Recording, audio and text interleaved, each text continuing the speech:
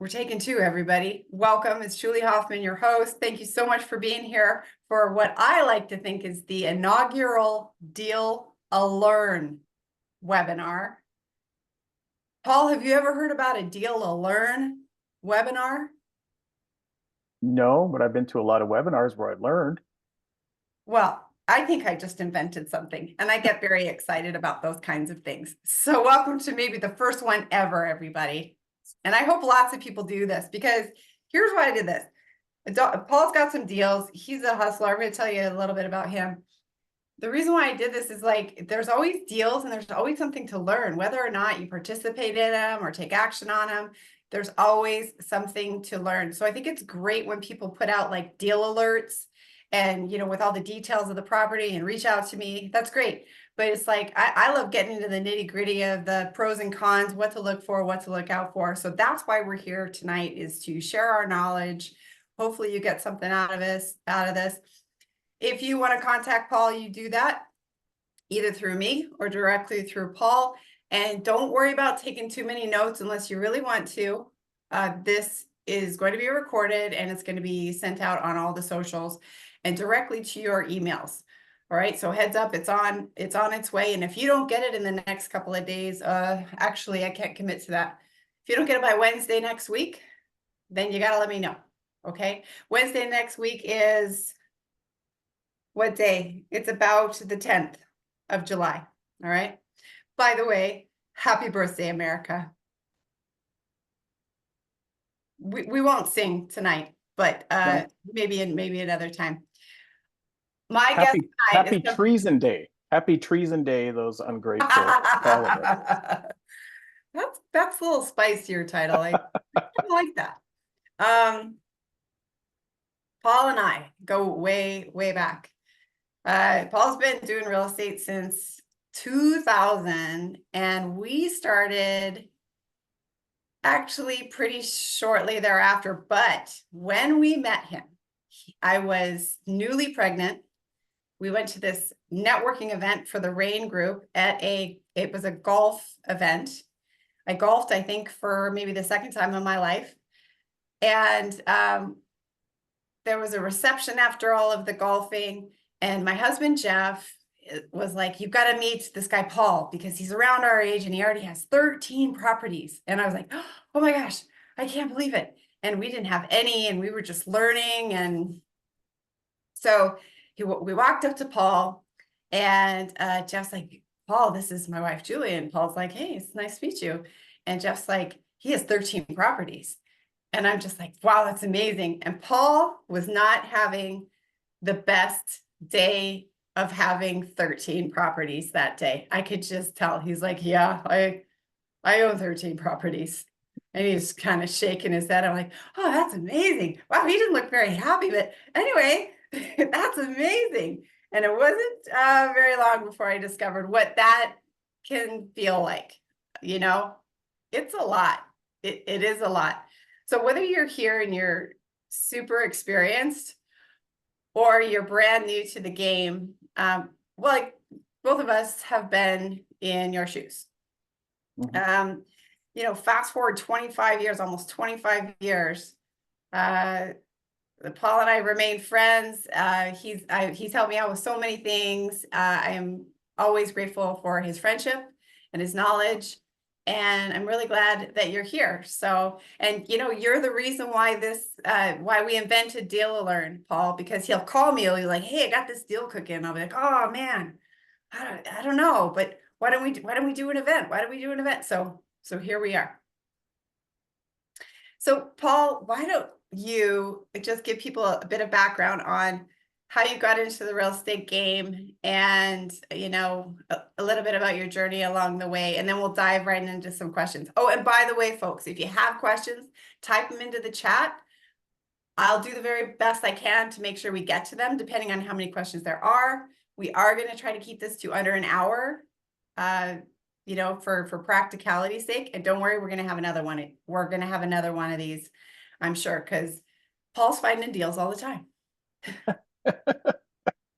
Keep them coming, right? Keep them coming. Yeah. All right. Well, my journey actually started in the bank. I worked for a company called Canada Trust before TD Bank had bought them out.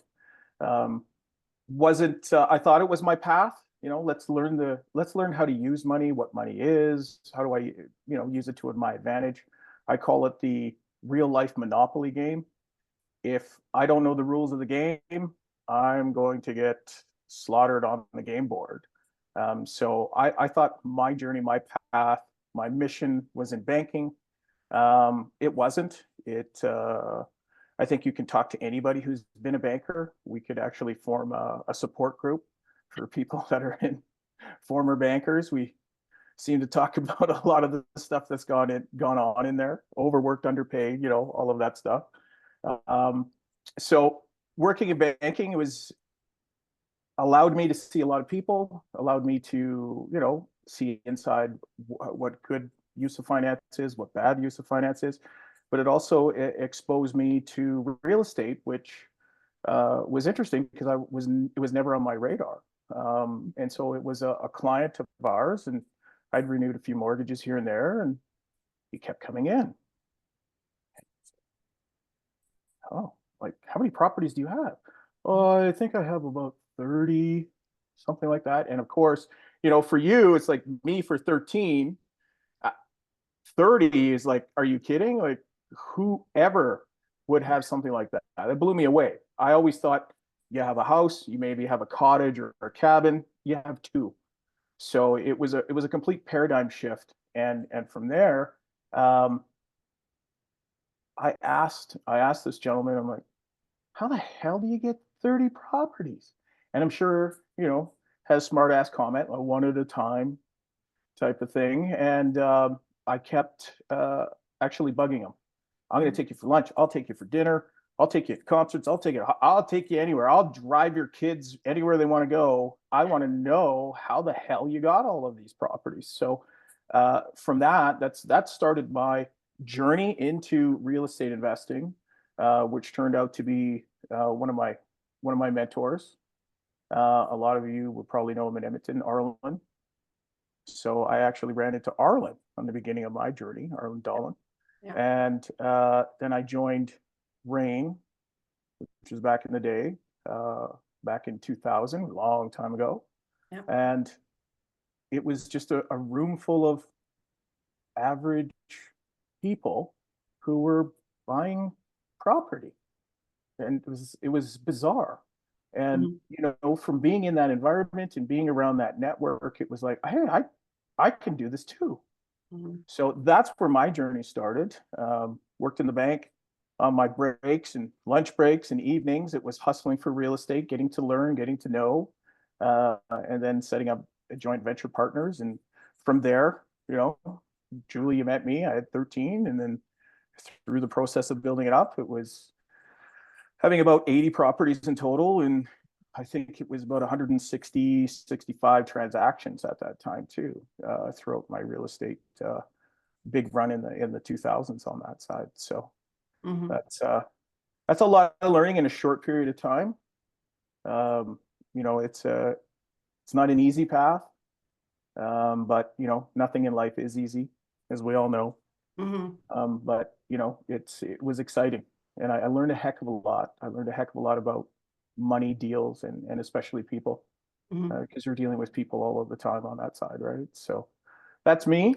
And then fast forward, I'm back into it, and with a renewed passion. I had left. I had started to sell in 2007, even through the crash in 2008, and was fully out about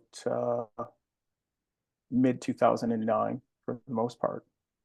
From there, so I took early retirement, so to speak, and then dabbled with a few things, right? Boy, was I jealous. Anyway, keep going. Yeah, so you dabbled in a few things. Yeah, a bison farmer. Realized that farming was not for me at all. I'm a city folk. I'd rather be a gentleman farmer rather than the guy doing the work type of thing.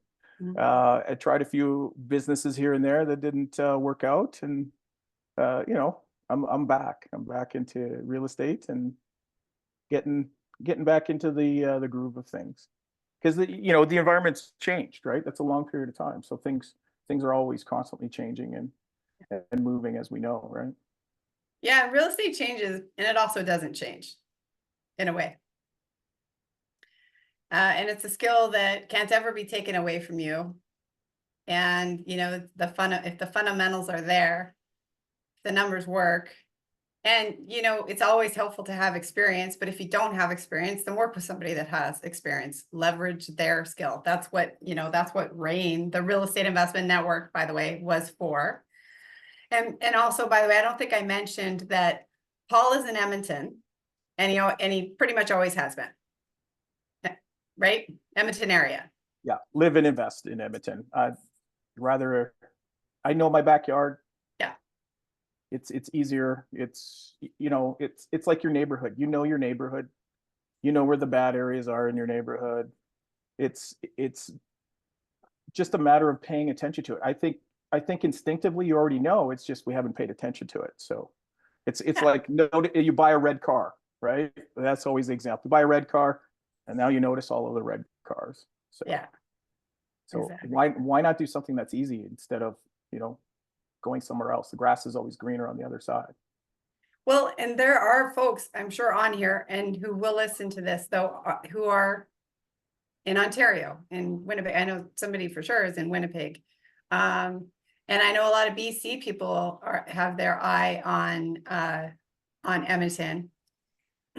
We have a very special guest here tonight, Russell Westcott, Oh, cool. who is I think he's a Richmond guy, Richmond down in the Vancouver area. Or either that or Vancouver. Hey, But he Russell. always seems to be here. Thanks for being here, man. But he's always in Edmonton, and to my knowledge, I think he mostly has been. And boy, has he been through an amazing journey. So yeah, honored to have you here, Russell. Thanks for being here, man. Okay.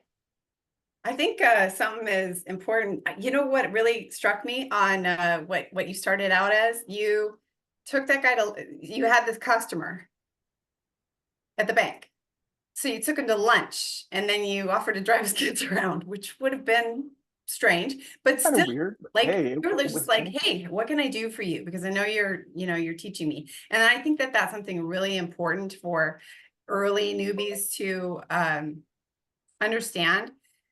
And it's been said over and over again, but don't call somebody and pick their brain. I'm going to take phone calls and I will. If somebody wants to pick my brain, it's fine. It's so nice though if you'll actually buy a person lunch or coffee, or I've had people say, hey, can I spend some time with you and get in and ask you some questions, and I'll come volunteer at your next networking event, like stuff like that. So just keep that in mind, people. I like to It's highlight bringing things. value. It's bringing value, Yeah, right?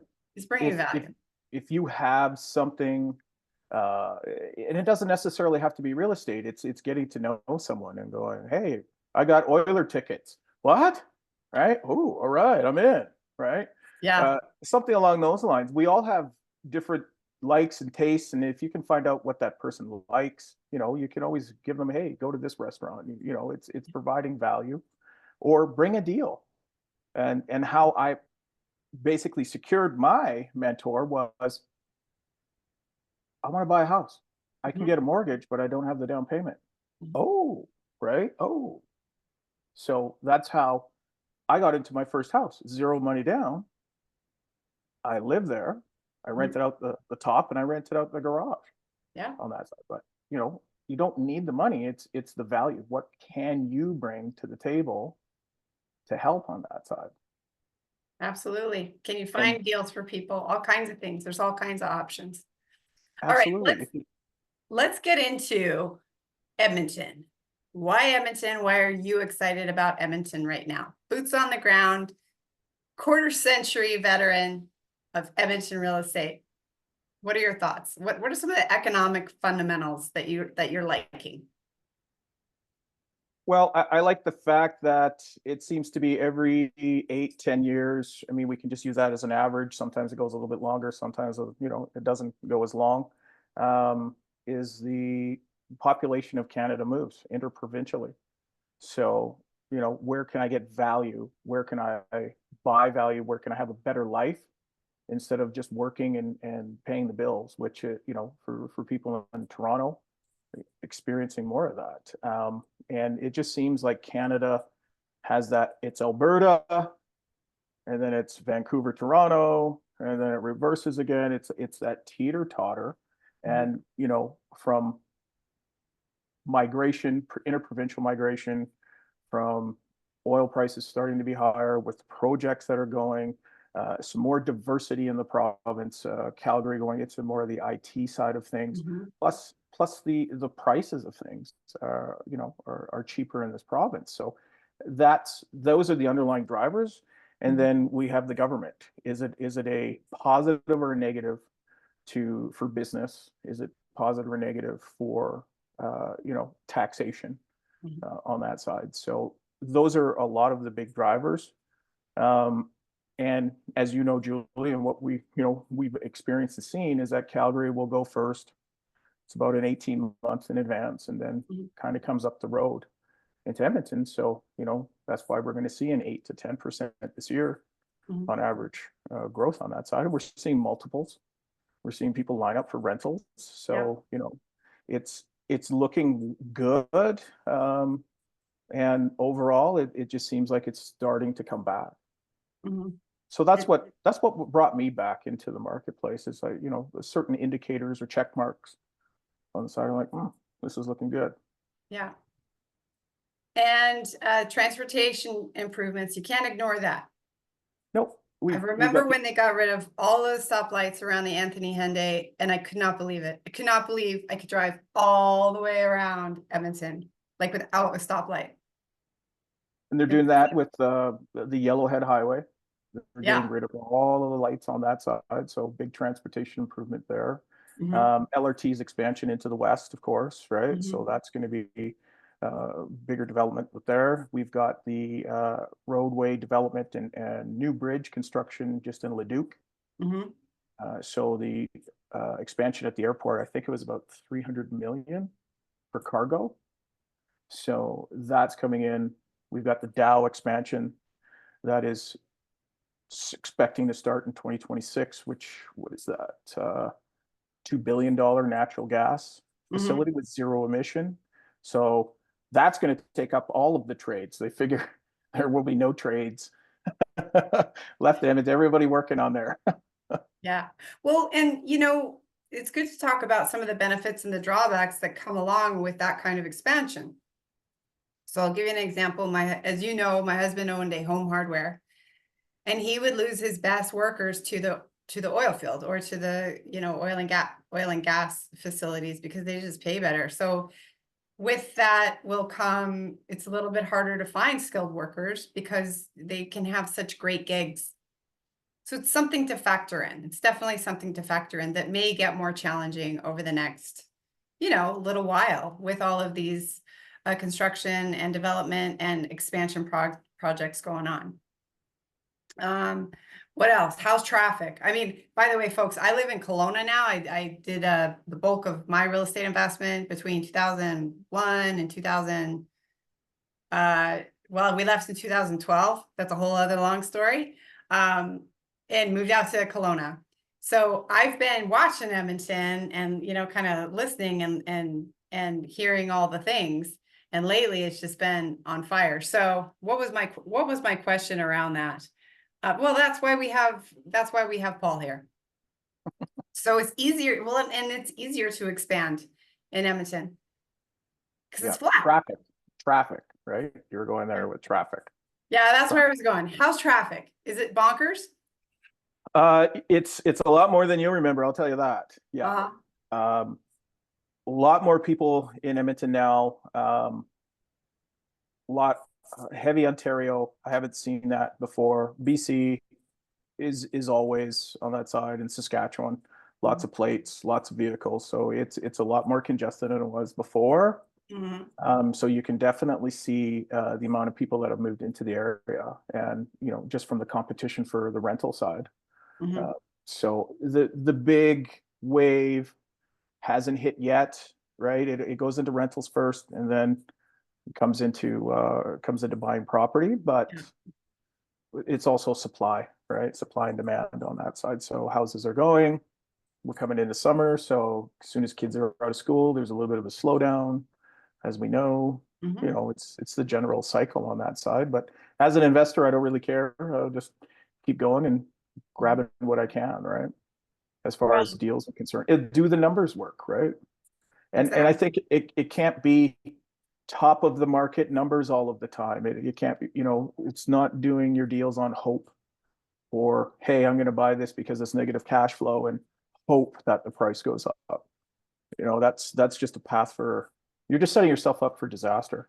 I'd rather Yeah. be pessimistic than optimistic when it comes into it, right? How am I wrong? Where am I wrong? What am I not seeing? What am I missing? Mhm. Rather than just go, oh, everything's fantastic, let's go. Don't worry about the negative cash flow. Um, Negative cash flow sink your boat quicker than anything else. Yeah, Tim Johnson called them alligators. I remember. Yes. Russell remembers that too. I'm sure he Yeah. did. The alligators. By the way, what he said, he typed into the chat. Howdy, looking forward to learning from the masters. Oh man, makes me blush. Right? Well, besides, I know he's been in the thick of it for years and years and years, like the thick of Edmonton. It's nice. You know, like you took a step away. I took a little bit of a step away, and then we focused more on Kelowna. So, you know, whenever you folks, if you have a chance, Russell, put your information if you want people to reach out to you. You don't know Russell already, make sure that you do, because he's a really smart guy. And it's really cool that he's here tonight. All right. Let's talk about networking in Edmonton. What are you finding? What are you getting out there? What did you call it today?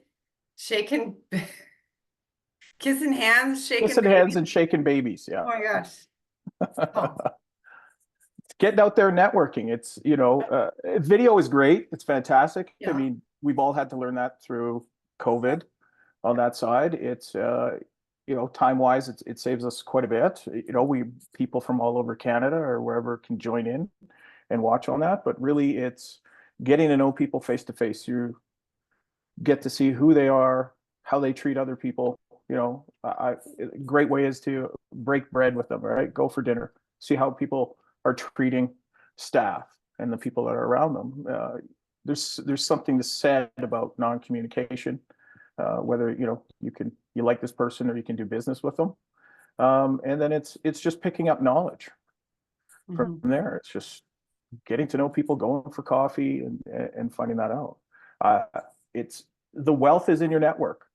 Mhm. The wealth is in your network. You're going to find properties. You're going to find capital. You know, it's getting out there and doing it, and sometimes it's a little tough after working a full day, and now you got to go to an evening event, and you know, but really that's what it is. It's going out and connecting with people Yeah, and asking questions. that's what it is for a while, you know, until it's not anymore. If you end up being able to retire yourself through real estate investing, which is, by the way, 100% possible. Paul's done it. Russell, I know, has done it. I've done it. My husband's done it. So that it's a grind until it isn't. So going into, let's talk about one of these deals. Let's talk about the one on 94th Street. Okay. So this property is on 113th Avenue and 94th Street. So that area, what's that area called again? You just said Alberta it. Ave. Alberta Avenue. I'm assuming there's some gentrification happening. Yes, this is a area in transition that will probably take a while to transition. So, would I live there? No. Mhm. But you know, obviously people do. It's a lower price point. Um, it is, you know, center of the city, easier to get through different places, but it's also what you want to be exposed to. You know, homeless, transient, that sort of thing. So it just depends. everybody has a different capacity or flavor, or it's not a big deal on that side. The neighbors moved from Calgary in 2019 because Ken, I'm going to go out and network and talk to the people that are around me, right? Yeah. How's the area? What's going on? What's the vibe of the place? And they were saying that yeah, 2019 it wasn't the greatest on that side, but it's gotten better from Yeah. where it was. So that was always a positive.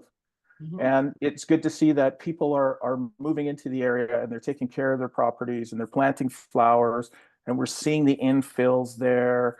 So you can see that, because it's about what's the affordability. Should I buy an apartment? Should I buy a townhouse? Or should we just jump to a house in not the best area? So, really about personal choices and decisions on that side.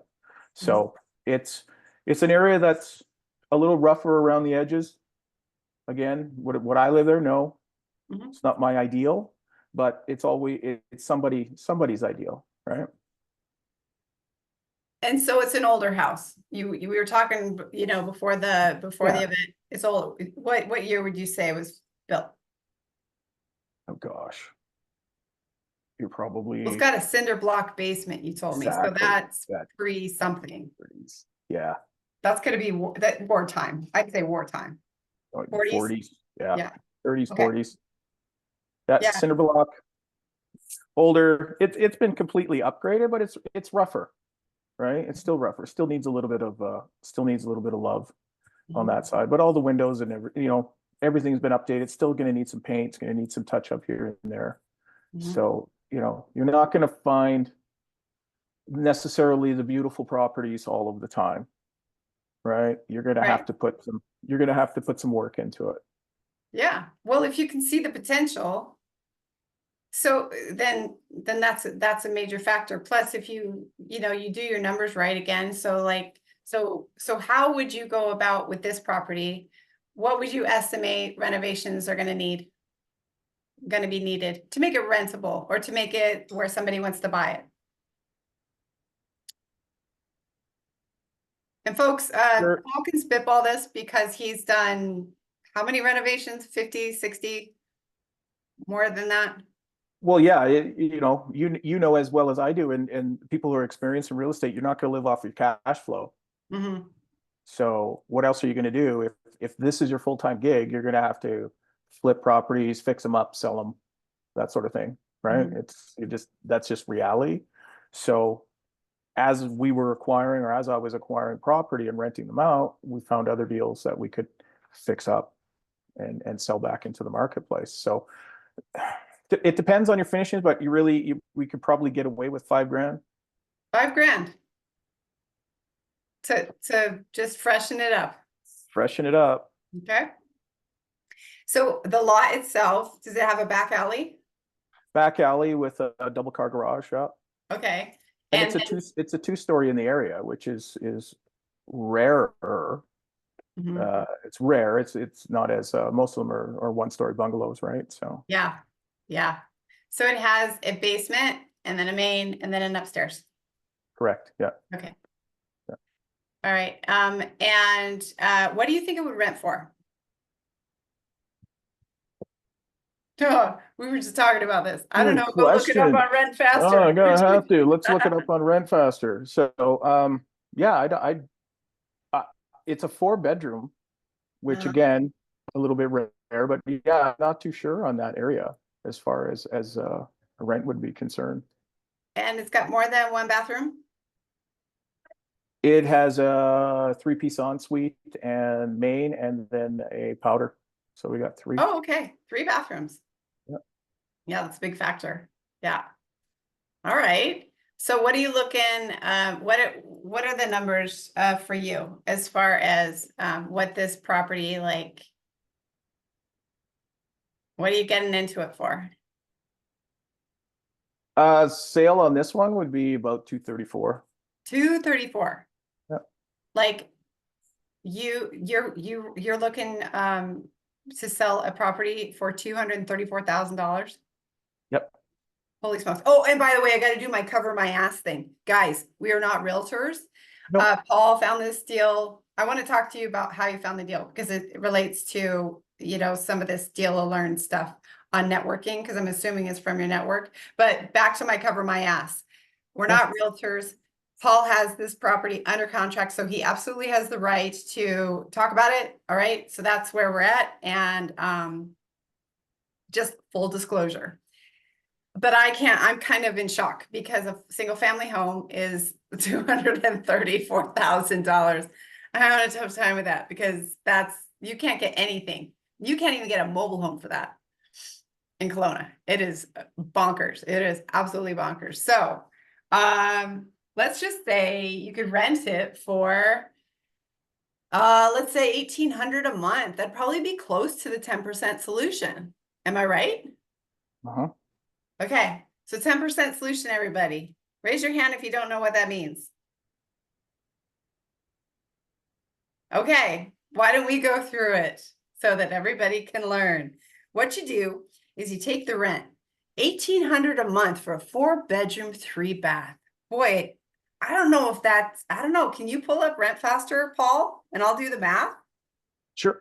Okay, so I'm doing 1,800 times 12. All right. That's $216,000. No, it's not. It's 21,600. Sorry. Now you divide that by, you said 234. Okay, so then what you do is you take that number that's the rent times 12 and you divide it by the purchase price. And what this comes out with is if you know how to do your mathematics, I don't know if that's backwards or not, but it's 0.09, which is pretty close to the 10% solution, which has been hard which is so hard to achieve in many places, in especially bigger cities, and Edmonton's becoming obviously a bigger and bigger city. And that is where we used to do our just like quick math from the RAIN group. They would teach us if it's the 10% solution, you're probably in good shape. So, I mean, this meets that. And that's really, really affordable. That's a really affordable house for somebody that's getting in for the first time. And you're going to keep more of the money that you make because less of it's going to be going to your living expenses or your tenants' living expenses.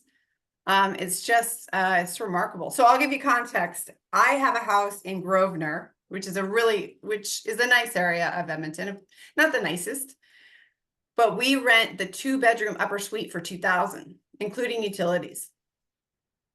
So I could see this house, you know, again, guys, I don't have my finger on the pulse of Edmonton, but I could see this house renting for $1,800 a month.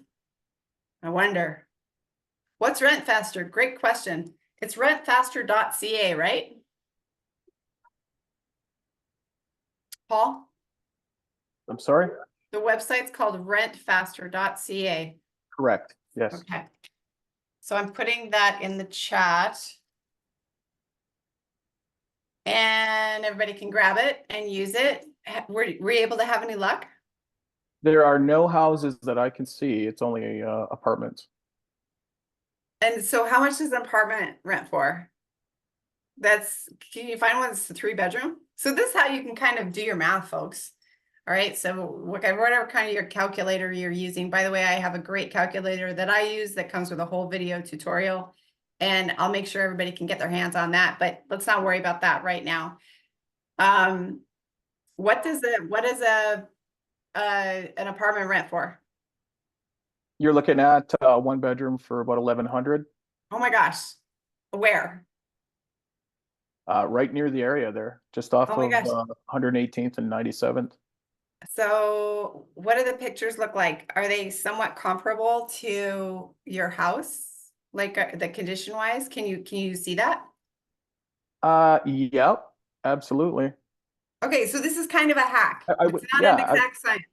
Like No. you can go to Rent Faster and try to find or call around to property managers and get engaged. Hey, what could I probably rent a 4-bedroom with 3-bath on 94th Street and 118th Avenue?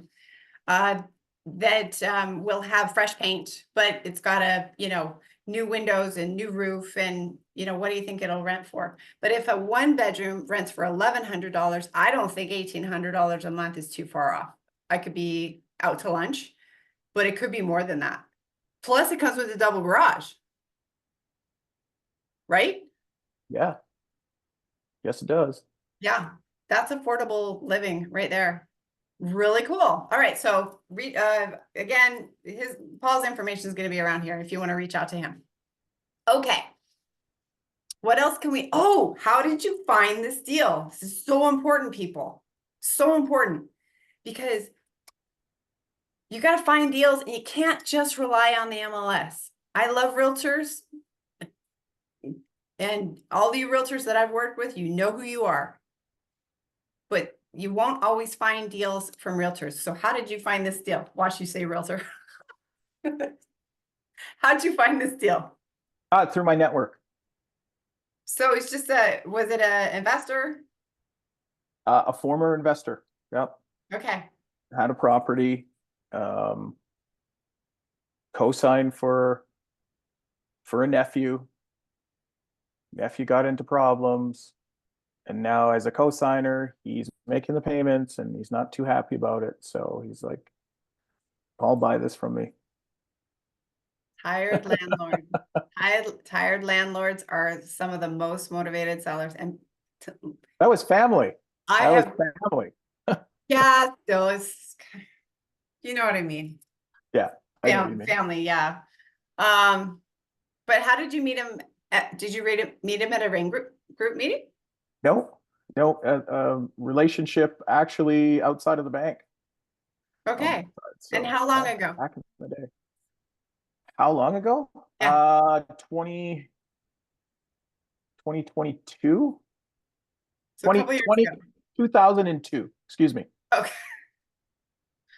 A long time ago. And how have you kept in touch? Or did he just call you 20 years later? We kept in touch a little bit because he had questions about property or, even property in the US on that side. And yeah, it was just maybe a couple times a year, go for lunch, check in, how things are going. So, it's not a lot of contact, but, maybe once or twice a year type of thing. So it's just so important to nurture your network. And there's a couple of ways to do that. Paul, you're probably a pick up the phone kind of guy. Am I right? Yeah, absolutely. Yeah. And I'm a pick up the phone kind of girl too, but I also have an email list and I also have a CRM, which is called a client RM. Relationship management. Thank you. I always forget what it means. Doesn't matter. I don't need to know what it means. I just need to know how to use it. Still relationships, right? Yeah, and that people they'll get my email like, I get your emails and this just happened and I need help with something. So, yeah, nurture your network for sure. Yeah, well, I'm glad you're able to help this guy. It sounds like a solution is coming soon. That's great. Anything else you want to add about this opportunity? No, just do your due diligence as usual, right? Don't take our word for it. Do your own due diligence, right? It's don't get led down the garden path, and what might be fine for me, oh, that's easy. You can just do this and fix it because maybe I've got experience with it. I have the people that could do that, the contractors, but other people don't, right? So always do your own due diligence. Don't take what I say as, gospel on that side, right? And I think that goes with anybody in real estate, right? The shiny suits that are selling everything and coming up for their weekend program and, they're coming up from the US and selling you a US program that doesn't work in Canada. No, don't do it. Well, you gotta be careful of that for sure. Okay, I'm just heading in the comments. What renovations are required for this property? Roof, foundation, good, windows, or is it just Yeah, Allison, it sounds like it's just lipstick on a pig, but not a pig. It sounds like lipstick.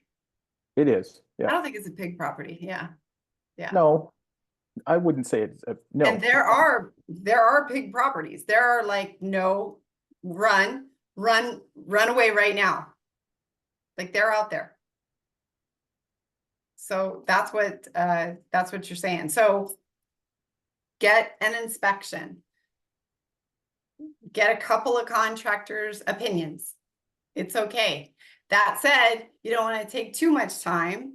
And Paul, we were talking about this earlier as well. You know, what do you see in your 25 years of experience, in all of your entrepreneurial experience, about people as far as why they don't end up getting in? It's because it's scary, right? Yeah, it is scary. It's fear of the unknown, and it's the what if, what if, what if, what if, and it just goes around in our brains. What if this happens? What if this happens? Yeah. What if it doesn't? What if it does?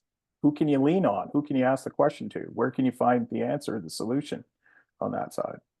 You know, I'm not the smartest or the sharpest knife in the drawer, and I can do it. You know, it's anybody can. It's just it's taking that step and getting in and having people around you and talking to people who are in it and doing it, not just talking, saying they're doing it. It's what is really their experience. In it and doing it. Very, very important. Actually doing it. And there's only one way to be actually doing it too. So it's kind of like this parallel race. You've got the fear and you've got the courage, and oh my gosh, which one is going to win? And you're still going to have fear when you take the action and you get the deal. Do you remember your first deal and how scared you were? Oh, yeah, absolutely. It was like I was stepping out and there was no safety net. It was like I was literally stepping out off of a cliff, like Wile E. Coyote. That's what it felt like. Yeah. Right. It was the scariest thing Mhm. to do that, and to trust that I have done my best and did my due diligence and talked to people, you know, what I needed to feel secure enough to still step out into the unknown. Mhm. And that is, it's a tough thing. It's very tough to do. Mhm. But I always like to go, what's the worst that can happen? I always Yep. like to go back to what's my worst case scenario? I have to move into the place and live there and sublet some rooms in order to afford it and rent out the garage. Like if I'm willing to do that in the worst case scenario, then it makes it a little bit easier to make that purchase. Or you have to sell it and maybe you lose money. Or you have to sell it and lose some money. Yeah. And we were talking about this before we came on. It's going to cost you one way or another. It's either going to cost you an opportunity, or it's going to cost you by taking the action and probably making some mistakes. You're going to make mistakes. It's You're just gonna you want to try and minimize those mistakes as best Yeah. you can, but it doesn't matter. You're going to make mistakes. And that comes with experience. All right. So somebody was asking, Paul, what's the price per square foot on the home? What's the price per square foot on the dirt? Do you know the size of the lot? Do you have that off the top of your head? I don't on this one, unfortunately. I can get back to him on that for sure. If he just wants to drop this information, I'll quickly look that up after. Great. And again, folks, you're getting a follow-up email with Paul's contact information. $245,000 for the whole property. And how many square feet is it? Like 1,100 square feet? Yeah, this one's just kind of come in on that side, so I'll have to confirm everything on that. Yeah. Because this was a little bit of a drop in my lap. Let's just say, I don't know. Yeah, it's tough to calculate. I don't have that ready for, I don't have those numbers ready. If you're basing it on price per square foot for just the house and you're using 245,000, that's $220, $222 a square foot. But that's not accurate because of course you got the price of the land, the value of the lot. What do you think a vacant lot would go for? A serviced vacant lot. In that area? Yeah. 180? 180? Oh, right there. 1,100 square foot, yeah, right there. So 180. So let's just take 245 minus 180. What's that?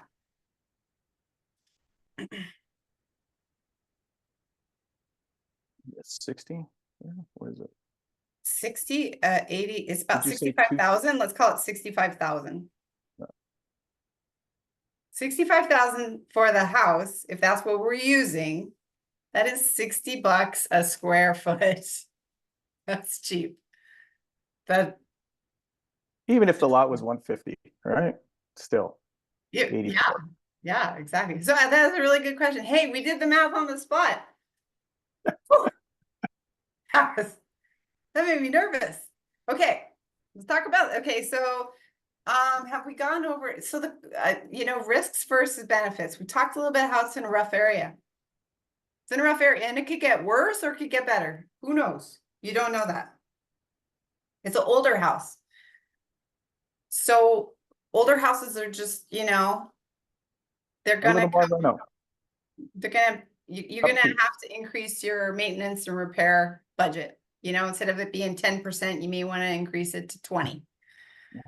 Your vacancy rate may be a little bit higher because it's not as a desirable place to live. What else could go wrong? What are some of the cinder block could be an issue. Absolutely. Start to sink. I don't know if they're I do know this Water about table. Edmonton, but I don't know about that particular area. There used to be coal mines in Edmonton. And that makes a lot of the property in Edmonton unstable because sometimes these coal mines collapse and it affects, of course, everything above it. So it's something to keep in mind. But I think we've gone More over, towards the river valley. yeah, so that's farther west, right? Yes. Yeah. But I'm just saying, it's something like it definitely an older house in a rougher area. Do you know anything about LRT happening around there?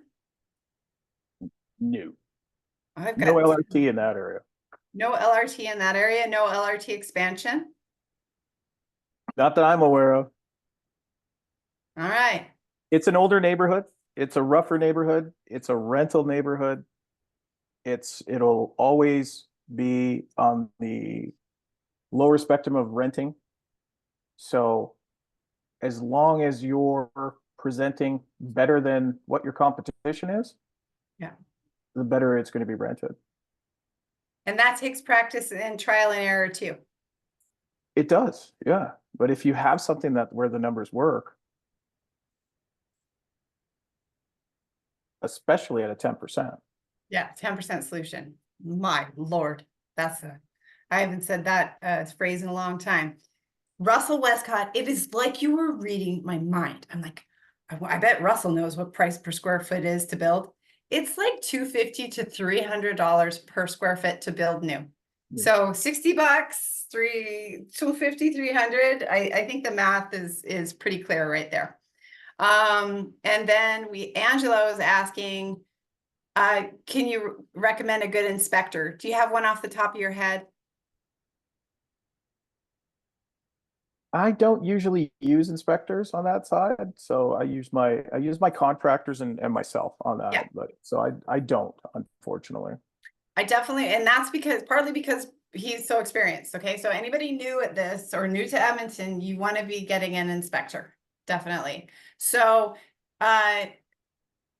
Google them, call all the ones that you can. Reach out to Paul. Reach out to any other. There are lots of Facebook groups that have real estate investors in them. Russell has a great one.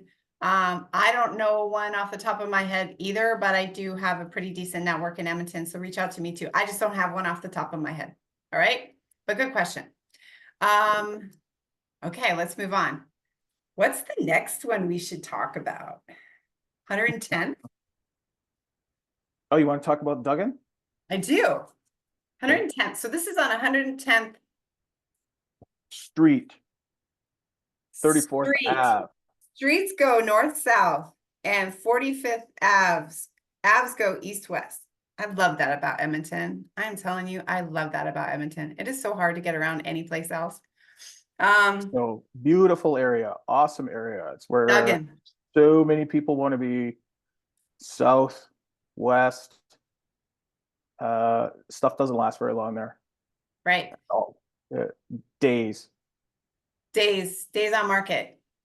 days. And actually this property is now spoken for. Paul's already got it worked out, but I thought it would be a good property to talk about. Because again, it's dug in, and so how old was it? 1973. Just like me. Ah, that's so cool. And how many square feet? Your 3-bedroom bungalow, 1970s, 1,600 square feet, bigger for a bungalow. Yeah, that is big. Not that big. Yeah. How many Three, bedrooms 3 bedrooms, and 2 bath? two Yeah. bath. Yeah. With shower on suite, which is awesome. Yeah, that is awesome. And the way the design is, you can blow out the closet and actually take out the linen closet and do the, the big walk-in shower, Mhm. for the ensuite, which is always a bonus. That would be an attached garage, yes? Attached garage, yeah, double. Right. I'm sure close to schools and parks, got a lot of good things going for it. Yeah, the area is just phenomenal, right? And so you're in the perfect sweet spot. And I hate to say this, because me and this house are the same age, but it's older. It's a little Yeah, beat up, yeah. kind of like me. We'll be taking walls out. We'll be doing, Yeah. modernizing it, right? Those days you had a living room and a dining room and it's not a split at all, it's just a bungalow. Yeah. Raised bungalow. Yeah, it's your regular bungalow. Yeah. Okay. So it's got your formal dining room. It's got your formal dining room. It's got your Yeah. sitting area out front, then your Yeah. dining room, then your wall, then your big kitchen, and then the sitting room in the back All the sitting rooms. with the fireplace. Sitting rooms for days. Sitting rooms for days and days. What were they thinking? Oh well. Maybe Dark it's actually brown, probably a blue good way to hide a carpet. mess. What? Nope, Sorry? still has blue carpet in it, right? Oh, that's great. Oh, it's so retro. It's so tired, unfortunately, right? Yeah, so it has a lot that needs to be done. Is that what you're saying? Yeah, It's a full gut? it's a full gut, full redo. Yeah.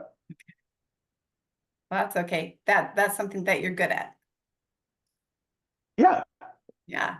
You've Hey, done I'm not good. Yeah, I'm okay with the tools. I've done enough of it that I don't want to do it anymore. Mhm. But it's a team. Again, it's working with people. Who can you work with? Who wants it? Who doesn't want it? So right there, I'd say that's the biggest drawback is that it's not rent ready. You've got to, it's 6 months to 10 months, sounds like, away from being ready for a buyer, ready for a renter. And a lot of things can happen in that amount of time.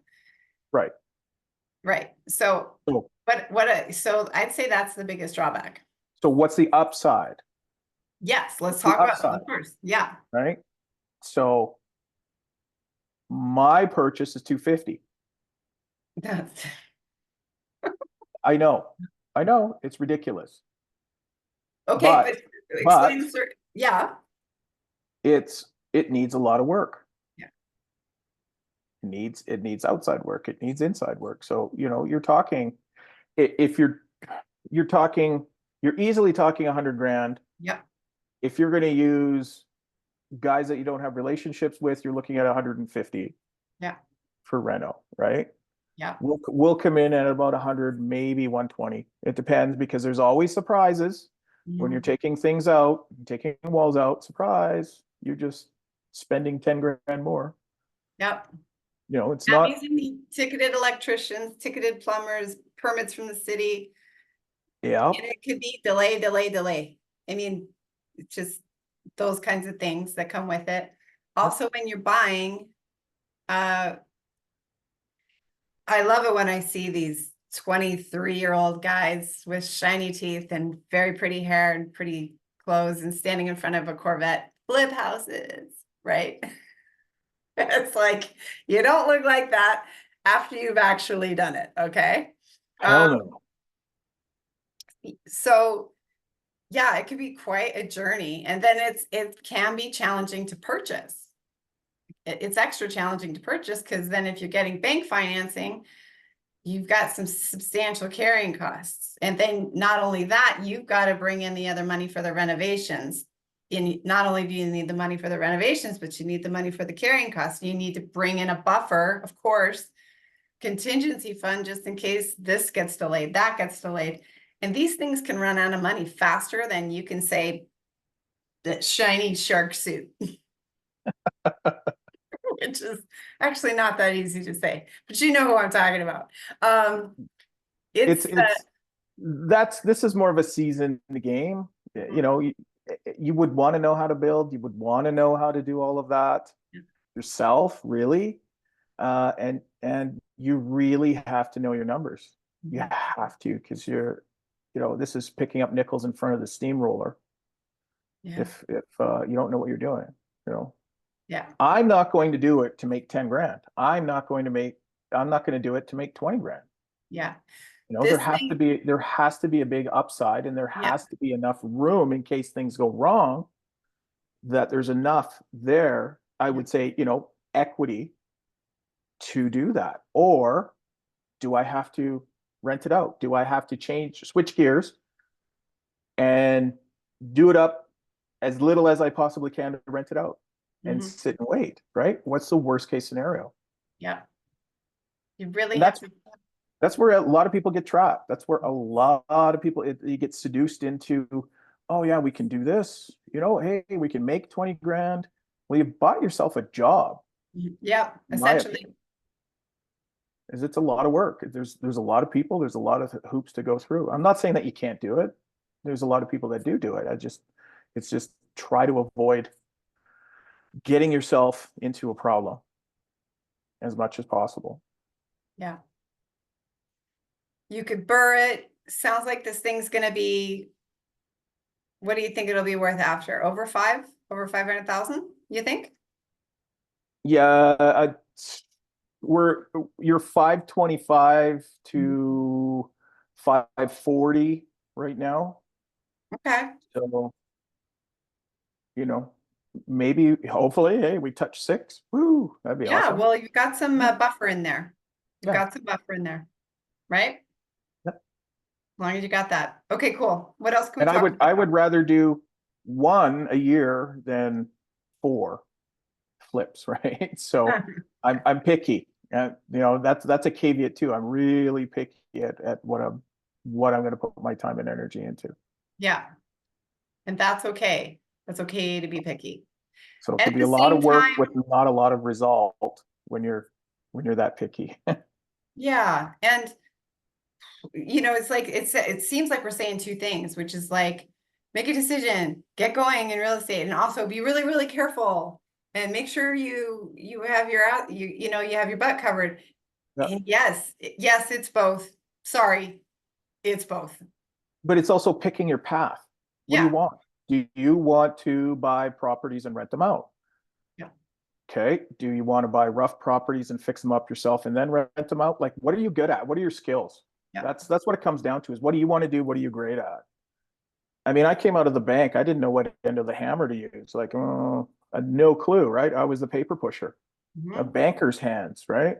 So it was, my skill set was, hey, I know how to read legal documents and insurance, and I know how to get a mortgage. And so that was what I was bringing to the table. So I didn't buy the properties that needed work. I bought the properties that were pretty much good to go. Maybe I had to, paint, do some small things, but I didn't have to do the bigger stuff.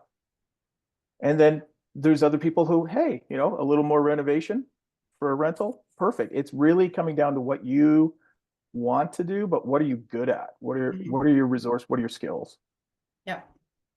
So, renovating for me, way out of my comfort zone, right? At the beginning on that side. So did I start with that? Hell no. I'm not doing that. Give me something that's in decent condition, good condition, and I can just rent it out. And that's what I did. That's what I did for years before getting into renovating or Yep. getting into bigger renovation. So it was a step process again. And, you know, it's another tool in the tool belt, or, you know, golf club in the golf bag. Yep. So for me, I was running around with a driver and a putter for the longest time, and then, you know, starting to add some more clubs to it. Yeah, So 7. I seem to always hit with a 7. 7-iron, yeah, me too. And I am not a golfer. No. Let's be clear. Disc Okay. golf. That's what I'll do. I'll do disc golf. That's like more fun. Angela just commented, it seems like you got the property first deal. Yes. And it sounds like you Yes. totally did. Now walk us through how you found this deal. Again, that's a network through lady who has a business that deals with people that have a lot of clutter, Oh, like a hoarder lady. like a hoarder lady, that sort of thing. So it's a relationship that I have with there, and she finds them for me, and I go and have a chat with the owner if they're open to it, and we can make a deal. We write the deal. By the way, folks, that's a great way to learn about real estate, is to be a scout. Some people call them bird dogs, but I don't really like calling people a bird dog. Okay, so I call them a scout. Yeah, I'm inventing all kinds of things today. It's been fun. So you can learn by being a scout and just getting deals to guys like Paul. You can get paid to learn, and it's really, really cool. It's really amazing. It's a great way to start a side hustle, gain knowledge, and then before you know it, you have experience. Like before you know it, you're gonna be like, I think I want this to myself. Oh my gosh, how do I figure out how to do that? Think about it. All right. Let's figure it out. Let's figure it out. Let's figure it out. Yeah. How did you meet this clutter lady? Clutter, whatever you call her. Clutter lady was through a different gentleman that knew her and was helping her with her marketing. Okay. And how did you meet him? I met him through a business coach. And when did you meet him? I met him 2018. 2018? Yeah. Okay. In Yeah. 2018. So like these deals can come in all shapes and sizes and from all kinds of different locations. That's my point. Network. What do you want? What do you need? What do you want? What do you need? Got any property? Need some help? 97, your 90-second infomercial or 30-second or whatever you have. Start saying it. Stop saying, "Oh, I'm a teacher and I'm trying to start at real estate." It's like, no, I'm a professional real estate investor. I also teach a little bit, but I'm a professional real estate investor, and I'm looking for people who need to sell their house. I like to help people who need to sell their house. Yeah. And then you've told them that, and now you're in their mind. And if you nurture your network, then all things change with time and circumstance. You just never know. They could call you up with. It's just letting people know what you do, right? Yeah. What did you do on the weekend? Hey, how have you been? What have you been up to? Well, I've been looking at properties like crazy. It's been really filling up my life. I'm so excited. If they want to know more, they'll ask more. Yes, you don't have to bark all over them. You know, it's a whole thing. It's not like network marketing, and you know, I'm not saying that network marketing is bad. It's just my jam. I just don't want to do that. But it's not selling. It's just passively telling people what you're doing, and if they are interested, they will ask. If not, move on. There's 8 billion people on the planet. Can't possibly talk to all of them. Yeah. Okay, Paul, let's touch on the last one real quick. Yeah. Are there other things that we're missing that we talked about? I think we're over time, but I do have the mixed property, 45th Street and 118th Ave. So that's a mixed. So that's on the bottom. So residential or commercial on top. But wait, just real quick. This is one of those times I told you I was going to interrupt you. One of the things I love about all these deals is that they're in such mixed areas of Edmonton. So this one is sorry, you said 118th Avenue and 34th Street, 45th. 45th. Is that Beverly? Yes. Basically? Yeah. Mhm. Yeah. Yeah. Yeah. Also gentrifying. Yeah, it is. If you look at Highlands, right, moving, you can see the changes moving towards 118th, right, a little bit west of that. It has I think it has the highest density of elderly population, older Beverly. population on that side in Beverly. Okay. Yeah. Um, you know, people from Edmonton, Beverly, oh no, I don't want that, right? But they've been fixing up the area. There's not that much to lease on that side. Of course, lease rates are lower Mhm. than something that you're going to get like on the popular like White Ave, but it's also affordable for Okay, people so that have also, businesses. thank you for your patience and me interrupting you. Let's go over the type of property it is again. It's a mixed commercial residential. So can you just walk people through what that means? So if you've ever driven by it and you've got the businesses in the bottom and apartments up top. So That's how many businesses? you can put in 4 businesses or 3. It just depends on what your flavor is for square footage on that side. And how many apartments? 3 to 4 up. 3 to 4 up? Yes, because this one's a little bit different. It's been demoed. So Oh. it's been abated, it's been demoed, it's been cleared out. So upstairs is down to the studs. So full drawings, even the grant program for the exterior on that. So I would estimate the work that they've done on that side with the abatement and engineering was probably about 40 grand worth of pre-work, which I love. And it doesn't show that great because it's still in you know, that construction mode. So it's just all gutted. It's pretty much gutted. Yeah, the easiest thing to do is to lease up down on the main floor, get your leases going, cover your costs, and then you can roll whatever you want. But what I like about this one is that it's zoned medical. Ooh. The whole building is zoned medical. So what does that mean? That means you can charge more per square foot, up and down. It's so the whole building could be medical. Yeah. Yeah, there's potential there.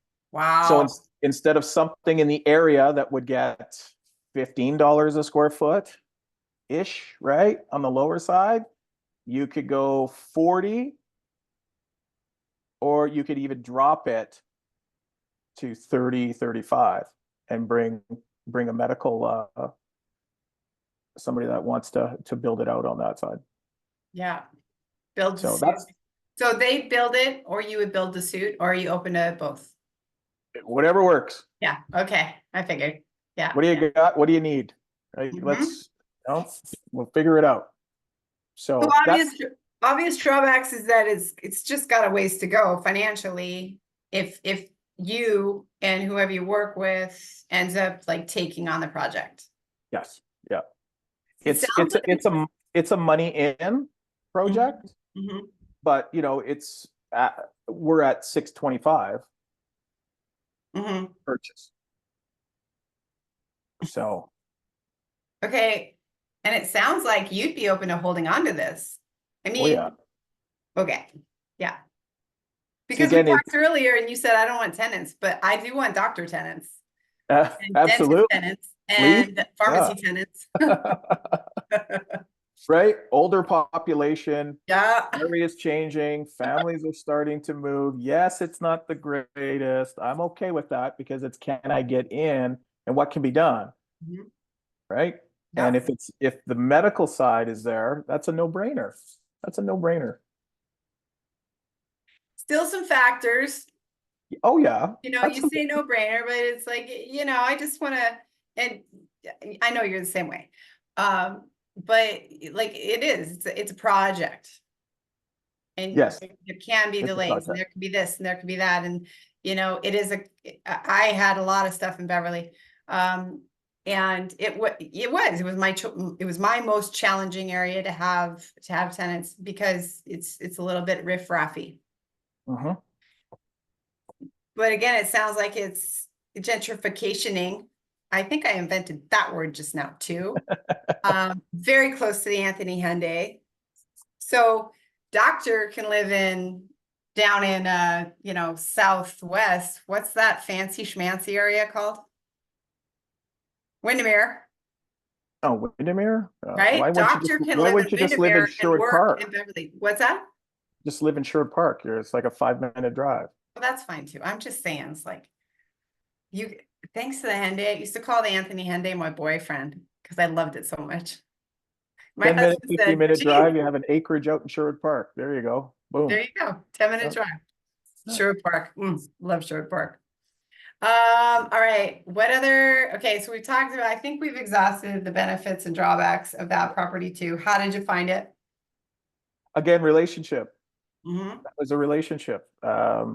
Gentleman I know, just just a series of events in life, things happening, COVID, all of that great stuff, and phoned me up and said, "Do you want to buy it, or do you want to JV with me?" Mm-hmm. I'm like, "Well, what's going to make the most sense?" So And so how did you meet him? relationship again. Yeah. Yeah. But how did Um, you meet him? that's the marketing guy that I met through a business coach in 2018. So things string together, right? You meet one person and it can lead into several other people. You had 2 deals from this guy, right? I was introduced to the organizer through him. Yeah. Okay. That's so cool. So those are connectors in the market, right? Yeah. Like people who just know a lot of people Yeah. and connect you.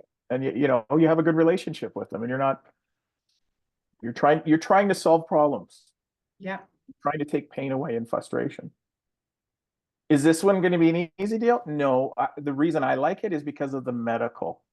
It has the medical zoning, so that has that extra little bit, Yeah. right? Is it still going to be a challenge? Sure. Mm-hmm. Is it going to be? Can we get the medical in there? Can we get somebody in there because maybe they don't like the area? I mean, that's the biggest thing. I think the biggest is perception, Yeah. and perception for people is reality, right? Yeah. 100%. And you can't necessarily change people's perception. So again, Oh. thank God there's 8 billion of them on the planet. I think And that, I like buildings like that because then there's options.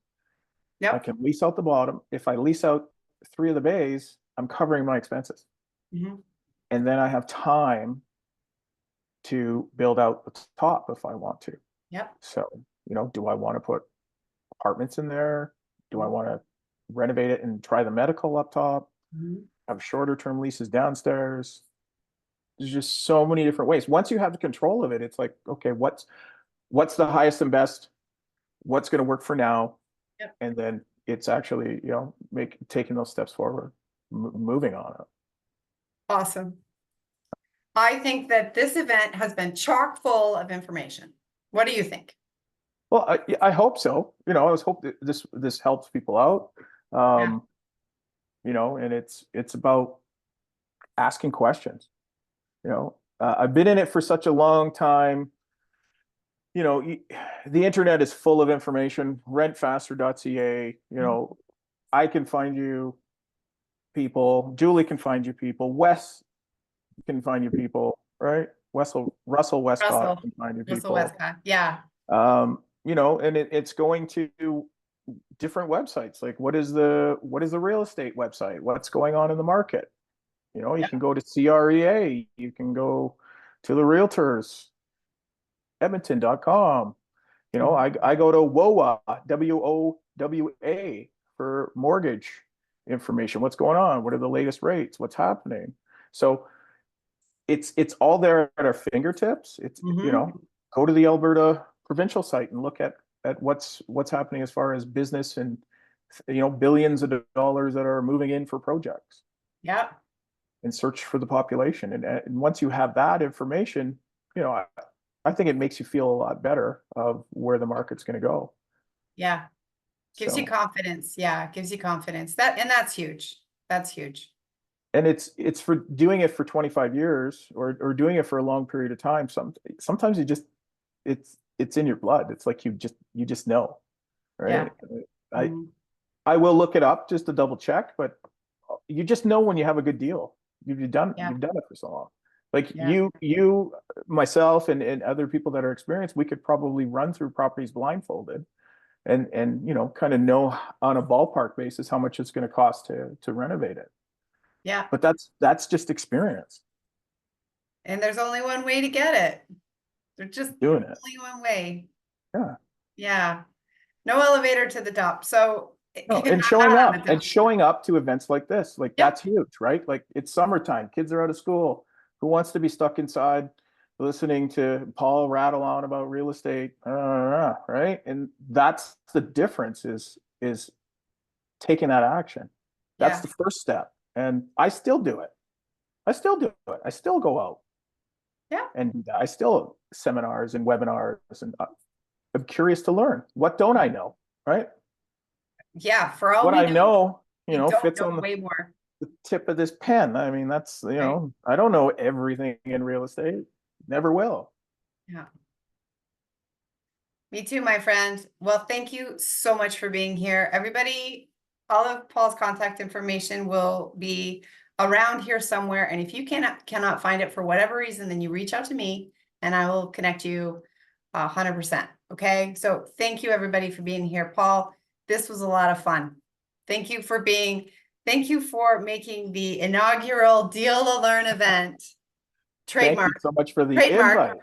Yeah, this was awesome. It's been a long time since I've talked to an audience or to anybody on real estate.